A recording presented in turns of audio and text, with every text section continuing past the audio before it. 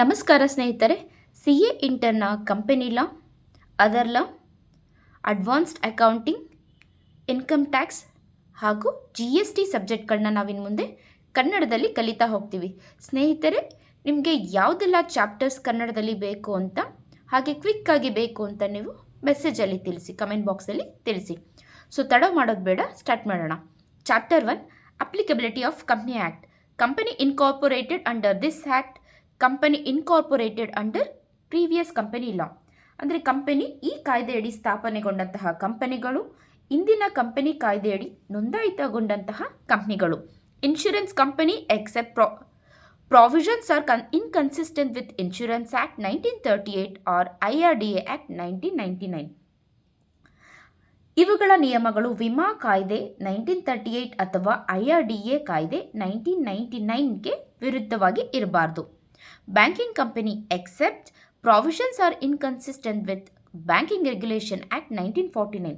Banking ಕಂಪನಿಗಳು ಆದರೆ banking ನಿಯಂತ್ರಣ ಕಾಯ್ದೆ 1949ರ ನಿಯಮಗಳಿಗೆ ವಿರುದ್ಧವಾಗಿರಬಾರದು. Company engage in supply or generation of electricity except provisions are inconsistent with electricity act 2003. ಅಂದರೆ ವಿದ್ಯುತ್ ಉತ್ಪಾದನೆ ಸರಬರಾಜು ಕಂಪನಿಗಳು ವಿದ್ಯುತ್ ಕಾಯ್ದೆ 2003ಕ್ಕೆ ಭಂಗ ಬಾರದಂತೆ ಇದು ಅನ್ವಯ ಆಗತ್ತೆ. Other company governed by special act except provisions are inconsistent with special act. ವಿಶೇಷ ಕಾಯ್ದೆಯಡಿ ಬರುವ ಕಂಪನಿಗಳು ವಿಶೇಷ ಕಾಯ್ದೆಗಳ ನಿಯಮಗಳಿಗೆ ವಿರುದ್ಧವಾಗಿಲ್ಲದ ಪಕ್ಷದಲ್ಲಿ ಇದು ಅಪ್ಲಿಕಬಲ್ ಆಗತ್ತೆ. Body corporate as may be notified by CG. Corporate ಸಂಸ್ಥೆಗಳು ಕೇಂದ್ರ ಸರ್ಕಾರ ಸೂಚಿಸುವ ಯಾವುದೇ ಕಾರ್ಪೊರೇಟ್ ಸಂಸ್ಥೆಗಳಿಗೆ ಇದು ಅನ್ವಯಿಸುತ್ತದೆ. ಈಗ ಸೆಕ್ಷನ್ 220 ಕಂಪನಿ ಆಫ್ ಲಾ. ಇದರರ್ಥ ಈ ಕಾಯ್ದೆಯಡಿ ಅಥವಾ ಯಾವುದೇ ಹಿಂದಿನ ಕಂಪನಿ ಕಾಯ್ದೆಯಡಿ ಸ್ಥಾಪನೆಯಾದಂತಹ ಅಥವಾ ರಿಜಿಸ್ಟರ್ ಆದಂತಹ ಕಂಪನಿ ಅಂತ ಅರ್ಥ. Section 2 subsection 11 body corporate or corporation. ಇದು ಭಾರತದ ಹೊರಗೆ ಔಟ್ಸೈಡ್ ಇಂಡಿಯಾ ಸ್ಥಾಪನೆಗೊಂಡ ಕಂಪನಿಗಳನ್ನು ಒಳಗೊಂಡಿರುತ್ತದೆ. ಆದರೆ ಇದು ಕೆಳಗಿನ ಕಂಪನಿಗಳನ್ನು ಒಳಗೊಂಡಿರೋದಿಲ್ಲ. ಯಾವುದು ಅಂದರೆ ಸಹಕಾರಿ ಸಂಘಗಳ ಕಾಯ್ದೆಯಡಿ ರಿಜಿಸ್ಟರ್ ಆದಂತಹ ಸಹಕಾರಿ ಸಂಘಗಳು, ಕೇಂದ್ರ ಸರ್ಕಾರ ಅಧಿಕೃತವಾಗಿ ಹೊರತುಪಡಿಸಿದ ಯಾವುದೇ ಸಂಸ್ಥೆಗಳು. Subsidiary company section 2 subsection 87. ಮತ್ತೊಂದು ಕಂಪನಿಯು ಇದರ ಮೇಲೆ ನಿಯಂತ್ರಣ ಹೊಂದಿರುತ್ತೆ. ಅಂದರೆ ಅಂಗಸಂಸ್ಥೆ ಅನ್ನೋದು ಇದು ಸಬ್ಸಿಡಿಯರಿ ಕಂಪನಿ ಅಂದರೆ ಇದೊಂದು ಅಂಗಸಂಸ್ಥೆ ಆಗಿರುತ್ತೆ. ಕಂಪನಿಯ ನಿರ್ದೇಶಕರ ಮಂಡಳಿ ಅಂದರೆ ಬೋರ್ಡ್ ಆಫ್ ಡೈರೆಕ್ಟರ್ ರಚನೆಯನ್ನು ನಿಯಂತ್ರಿಸುವ ಕಂಪನಿಯಾಗಿದೆ. ಆ ಕಂಪನಿಯ ಒಟ್ಟು ಮತದಾನದ ಹಕ್ಕಿನಲ್ಲಿ ಟೋಟಲ್ ವೋಟಿಂಗ್ ಪವರ್ ಅರ್ಧಕ್ಕಿಂತ ಹೆಚ್ಚು ಒಂಟಿಯಾಗಿ ಅಥವಾ ಇತರ ಅಂಗಸಂಸ್ಥೆಗಳೊಂದಿಗೆ ಅಂದರೆ ಸಬ್ಸಿಡಿಯರಿ ಕಂಪನಿ ಜೊತೆ ಸೇರಿ ಹಕ್ಕನ್ನು ಚಲಾಯಿಸುವ ಅಥವಾ ನಿಯಂತ್ರಿಸುವ ಕಂಪನಿಯಾಗಿದೆ. ನಿರ್ದೇಶಕರ ಮಂಡಳಿ ಎಕ್ಸ್ಪ್ಲನೇಷನ್. ನಿರ್ದೇಶಕರ ಮಂಡಳಿ ನಿಯಂತ್ರಣ ಅಂದರೆ ಹೋಲ್ಡಿಂಗ್ ಕಂಪನಿ ತನ್ನ ಸ್ವಂತ ವಿವೇಚನೆಯಿಂದ ಆ ಸಬ್ಸಿಡಿಯರಿ ಕಂಪನಿಯ ಎಲ್ಲ ಅಥವಾ ಬಹುಪಾಲು ನಿರ್ದೇಶಕರನ್ನು ನೇಮಿಸುವ ಅಥವಾ ವಜಾಗೊಳಿಸುವ ಅಧಿಕಾರವನ್ನು ಹೊಂದಿರುತ್ತೆ. Section 2 subsection 46 holding company. In relation to one or more other companies means a company of which such are subsidiary companies. ಒಂದು ಅಥವಾ ಅದಕ್ಕಿಂತ ಹೆಚ್ಚು ಕಂಪನಿಗಳಿಗೆ ಸಂಬಂಧಿಸಿದಂತೆ ಯಾವ ಕಂಪನಿಯು ಈ ಇತರ ಕಂಪನಿಗಳ ಮೇಲೆ ನಿಯಂತ್ರಣ ಹೊಂದಿರುತ್ತದೆಯೋ, ಅಂದರೆ ಯಾವ ಕಂಪನಿಗೆ ಇವು ಅಂಗಸಂಸ್ಥೆ ಅಂದರೆ ಸಬ್ಸಿಡಿಯರಿ ಕಂಪನಿ ಆಗಿರುತ್ತೋ ಅದನ್ನು ಹೋಲ್ಡಿಂಗ್ ಕಂಪನಿ ಅಂತ ಕರೆಯಲಾಗತ್ತೆ. Section 2 subsection 6 associate company. Associate company ಅಂದರೆ ಒಂದು ಕಂಪ್ನಿ ಮೇಲೆ ಇನ್ನೊಂದು ಕಂಪ್ನಿಗೆ ಸಿಗ್ನಿಫಿಕೆಂಟ್ ಇನ್ಫ್ಲೂಯೆನ್ಸ್ ಇದ್ದರೆ, ಆದರೆ ಅದು ಸಬ್ಸಿಡಿಯರಿ ಕಂಪನಿ ಆಗಿರದಿದ್ದರೆ ಅದನ್ನು ಅಸೋಸಿಯೇಟ್ ಕಂಪನಿ ಅಂತ ಕರೀತಾರೆ. ಜಾಯಿಂಟ್ ವೆಂಚರ್ ಕಂಪ್ನಿ ಕೂಡ ಅಸೋಸಿಯೇಟ್ ಕಂಪ್ನಿಲೇ ಸೇರುತ್ತೆ. ಹಾಗಿದ್ರೆ ಸಿಗ್ನಿಫಿಕೆಂಟ್ ಇನ್ಫ್ಲೂಯೆನ್ಸ್ ಅಂದರೆ ಏನು? ಇದರಲ್ಲಿ ಯಾವುದಾದ್ರೂ ಒಂದಿದ್ರೆ ಸಾಕು. ಒಟ್ಟು ವೋಟಿಂಗ್ ಪವರ್ನ ಕನಿಷ್ಠ 20% ಕಂಟ್ರೋಲ್ ಇರೋದು, ಒಪ್ಪಂದದ ಅಂದರೆ ಅಗ್ರಿಮೆಂಟ್ ಮೂಲಕ ವ್ಯವಹಾರದ ನಿರ್ಧಾರಗಳಲ್ಲಿ ಭಾಗವಹಿಸುವ ಹಕ್ಕನ್ನು ಹೊಂದಿರೋದು. ಫಾರ್ ಎಕ್ಸಾಂಪಲ್, ಎ ಲಿಮಿಟೆಡ್ ಕಂಪನಿಯು ಬಿ ಲಿಮಿಟೆಡ್ನ 25% ಷೇರುಗಳನ್ನು ಹೊಂದಿರೋದು. ಆದರೆ ಬಿ ಲಿಮಿಟೆಡನ್ನು ಸಂಪೂರ್ಣವಾಗಿ ನಿಯಂತ್ರಿಸೋದಿಲ್ಲ. ಇಲ್ಲಿ ಬಿ ಲಿಮಿಟೆಡ್ ಅಸೋಸಿಯೇಟ್ ಕಂಪನಿ ಆಗತ್ತೆ. ಒಂದು ಕಂಪನಿಯು ಫಿಡ್ಯೂಷಿಯರಿ ಕೆಪಾಸಿಟಿ ಅಂದರೆ ಟ್ರಸ್ಟಿಯಾಗಿ ಅಥವಾ ಇತರ ಪರವಾಗಿ ಷೇರುಗಳನ್ನು ಹಿಡಿದಿದ್ದರೆ ಆ ಷೇರುಗಳನ್ನು ಅಸೋಸಿಯೇಟ್ ಅಥವಾ ಸಬ್ಸಿಡಿಯರಿ ಸಂಬಂಧ ನಿರ್ಧರಿಸಲು ಲೆಕ್ಕಕ್ಕೆ ತೆಗೆದುಕೊಳ್ಳೋದಿಲ್ಲ. Section 2 subsection 68 private company. ಖಾಸಗಿ ಕಂಪನಿಯ ಆರ್ಟಿಕಲ್ ಆಫ್ ಅಸೋಸಿಯೇಷನ್ನಲ್ಲಿ ಈ 3 ಷರತ್ತುಗಳಿರುತ್ತೆ. ಷೇರು ವರ್ಗಾವಣೆ ನಿರ್ಬಂಧ. ಷೇರುಗಳನ್ನು ಯಾರಿಗೆ ಬೇಕಾದರೂ ಮಾರಲು ಸಾಧ್ಯವಿಲ್ಲ. ಉದಾಹರಣೆ, ರಮೇಶ್ ತನ್ನ ಷೇರುಗಳನ್ನು ಮೊದಲು ಕಂಪನಿಯ ಇತರ ಸದಸ್ಯರಿಗೆ ನೀಡಬೇಕು. ಸದಸ್ಯರ ಸಂಖ್ಯೆ 200ಗಿಂತ ಹೆಚ್ಚಾಗಿರಬಾರ್ದು ಎಕ್ಸೆಪ್ಟ್ OPC. ಒಂದು ಪ್ರೈವೇಟ್ ಕಂಪನಿಯಲ್ಲಿ 180 ಸದಸ್ಯರಿರಬೇಕು. ಅಂದರೆ 200 ಸದಸ್ಯರಿಗಿಂತ ಕಡಿಮೆ ಇರಬೇಕು, 200ಗಿಂತ ಹೆಚ್ಚಿರಬಾರ್ದು.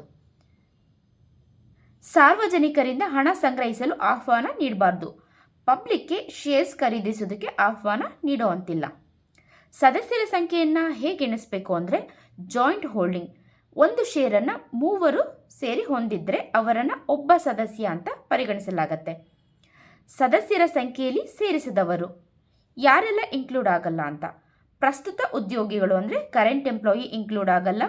ಉದ್ಯೋಗದಲ್ಲಿದ್ದಾಗ ಸದಸ್ಯರಾಗಿದ್ದು ನಂತರ ನಿವೃತ್ತಿಯಾದರೂ ಸದಸ್ಯರಾಗಿಯೇ ಇರುವಂತಹವರನ್ನು ಈ 200 ಲಿಮಿಟಲ್ಲಿ ಲೆಕ್ಕಕ್ಕೆ ತೆಗೆದುಕೊಳ್ಳೋದಿಲ್ಲ.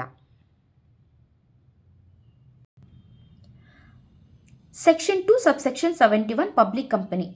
Public company means private company ಅಲ್ಲ, ಕಾನೂನಿನ ಪ್ರಕಾರ ಅಗತ್ಯವಾದ ಪೇಡ್ ಅಪ್ ಶೇರ್ ಕ್ಯಾಪಿಟಲ್ನ ಹೊಂದಿರಬೇಕು.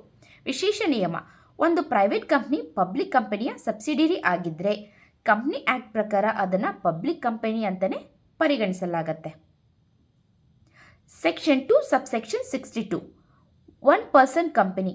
ಇಲ್ಲಿ ಕೇವಲ ಒಬ್ಬ ಸದಸ್ಯ ಇರುವಂತಹ ಕಂಪನಿ. ಫಾರ್ ಎಕ್ಸಾಂಪಲ್, ಸುರೇಶ್ ಒಬ್ಬನೇ ಕಂಪನಿಯನ್ನು ಸ್ಥಾಪಿಸಿ ಎಲ್ಲ ಷೇರುಗಳನ್ನು ತನ್ನ ಹೆಸರಲ್ಲೇ ಇಟ್ಕೊಂಡಿರ್ತಾನೆ. Section 2 subsection 21 company limited by guarantee.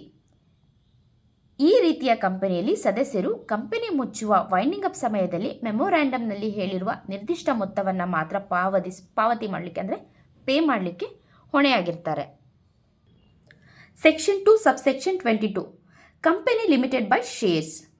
ಷೇರುಗಳಿಂದ ಸೀಮಿತ ಹೊಣೆಗಾರಿಕೆಯ ಕಂಪ್ನಿ. ಅಂದರೆ ಈ ರೀತಿ ಕಂಪ್ನಿಯಲ್ಲಿ ಸದಸ್ಯರ ಹೊಣೆಗಾರಿಕೆ ಅವರು ಖರೀದಿಸಿದ ಷೇರುಗಳು ಇನ್ನೂ ಪಾವತಿಸಿದ ಮೊತ್ತಕ್ಕೆ ಮಾತ್ರ ಸೀಮಿತ ಆಗಿದೆ.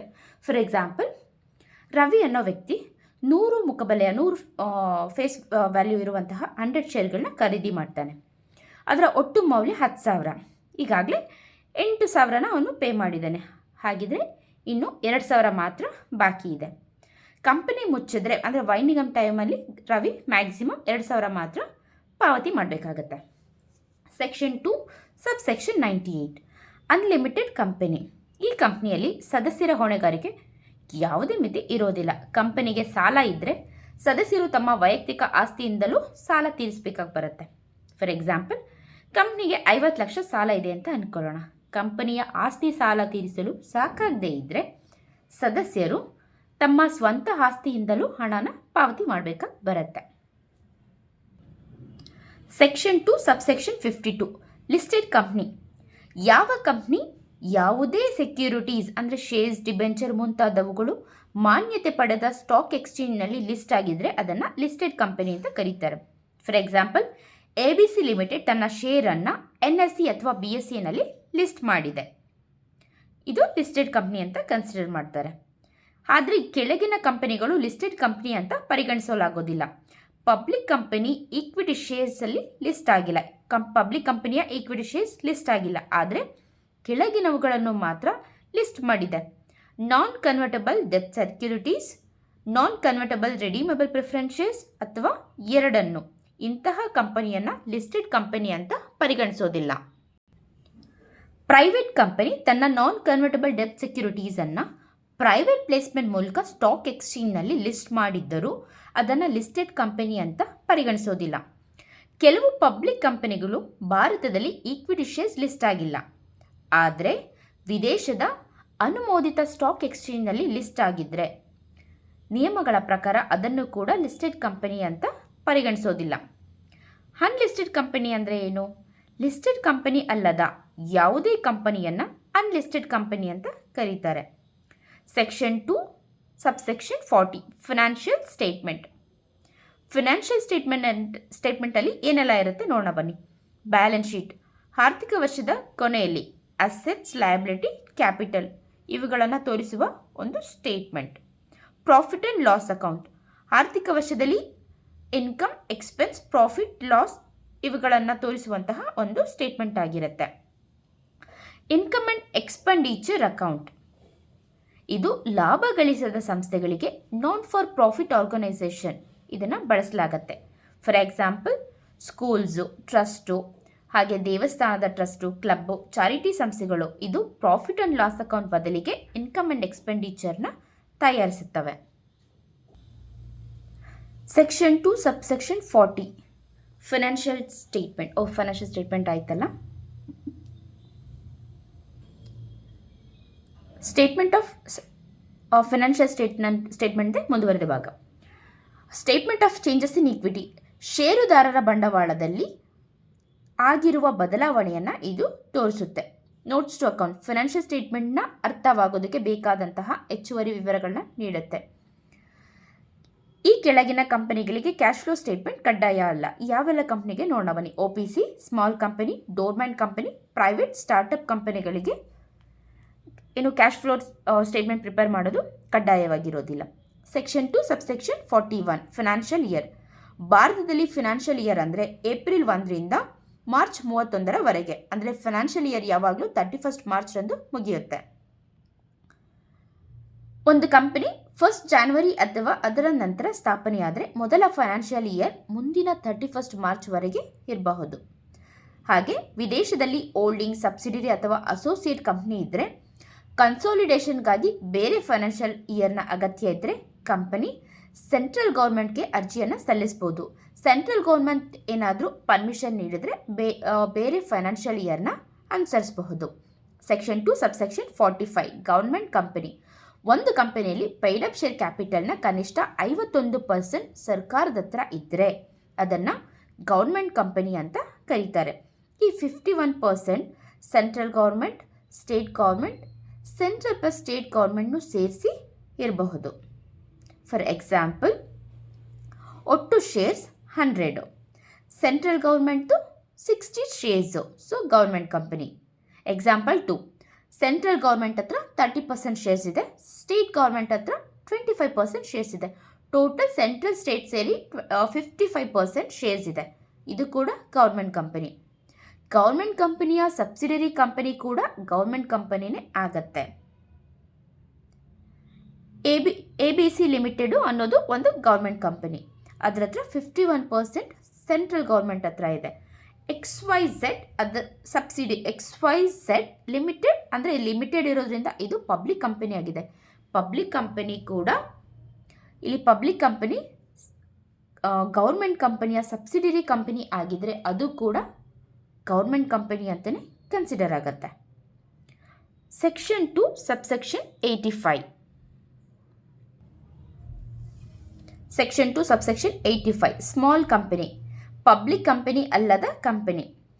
ಈ ಕೆಳಗಿನ 2 ಷರತ್ತುಗಳನ್ನು ಪೂರೈಸಿದರೆ ಇದು ಸ್ಮಾಲ್ ಕಂಪನಿ ಅಂತ ಕನ್ಸಿಡರ್ ಮಾಡ್ತಾರೆ. Condition 1 paid up share capital 10 ಕೋಟಿ ಮೀರಿರಬಾರ್ದು. ಕಂಡೀಷನ್ 2 ಹಿಂದಿನ ಫೈನಾನ್ಷಿಯಲ್ ಇಯರ್ನ ಟರ್ನ್ ಓವರ್ 100 ಕೋಟಿ ಮೀರಿರಬಾರ್ದು. ಎರಡರೂ ಕೂಡ ಇಲ್ಲಿ ಫಾಲೋ ಮಾಡಬೇಕು.